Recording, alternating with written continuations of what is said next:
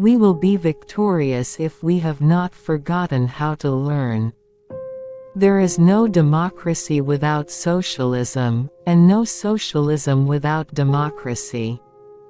The most revolutionary thing one can do is always to proclaim loudly what is happening. Before a revolution happens, it is perceived as impossible. After it happens, it is seen as having been inevitable. Freedom is always the freedom of dissenters. Tomorrow the revolution will rise up again, clashing its weapons, and to your horror it will proclaim with trumpets blazing, "I was, I am, I shall be." The most revolutionary act is a clear view of the world as it really is.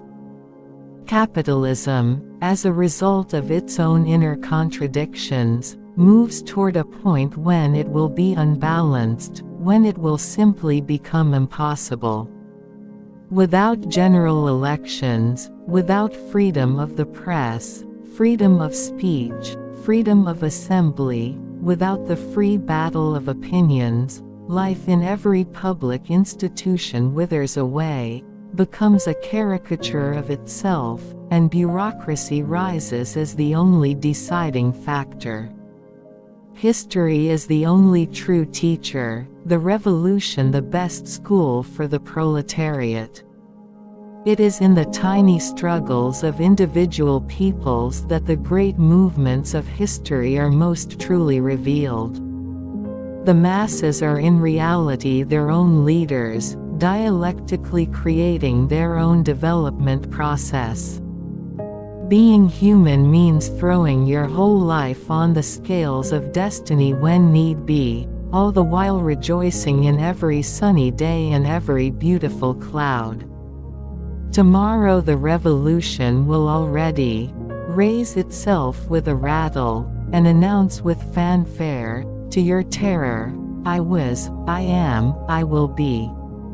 With the true artist, the social formula that he recommends is a matter of secondary importance. The source of his art, its animating spirit, is decisive.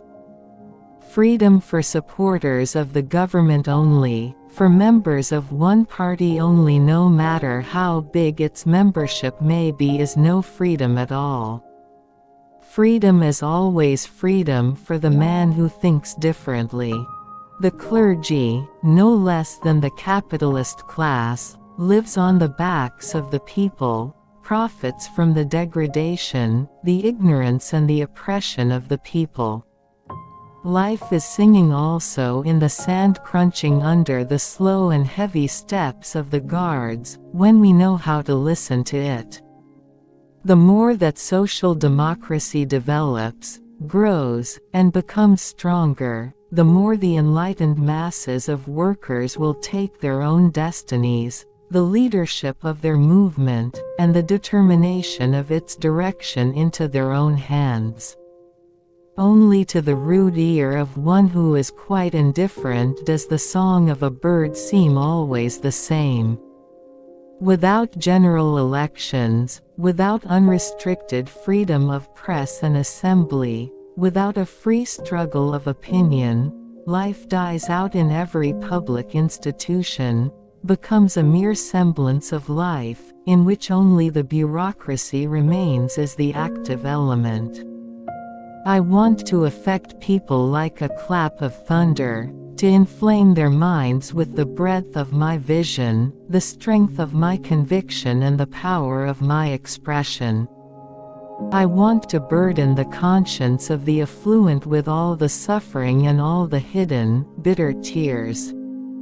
Self-criticism, cruel, unsparing criticism that goes to the very root of the evil, is life and breath for the proletarian movement.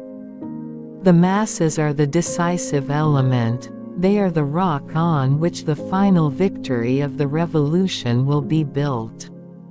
Only through the conscious action of the working masses in city and country can it be brought to life, Only through the people's highest intellectual maturity and inexhaustible idealism can it be brought safely through all storms and find its way to port. Take notice of the resplendence and glory that overlay this day, because this day will never, ever come again. This day is a gift to you like a rose in full bloom, lying at your feet, waiting for you to pick it up and put it to your lips. We stand today before the awful proposition: either the triumph of imperialism and the destruction of all culture, and, as in ancient Rome, depopulation, desolation, degeneration, a vast cemetery, or the victory of socialism. We have to take everything as it comes and to find beauty in everything. That's what I managed to do.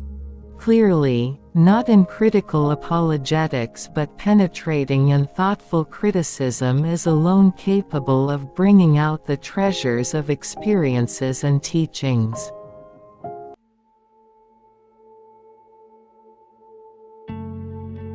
Rosa Luxemburg. Actual birth name Rosalia Luxemburg, the 5th of March 1871 to the 15th of January 1919, at 45 Ogrodowa Street, now 7A Kosciuszko Street, in Zamość.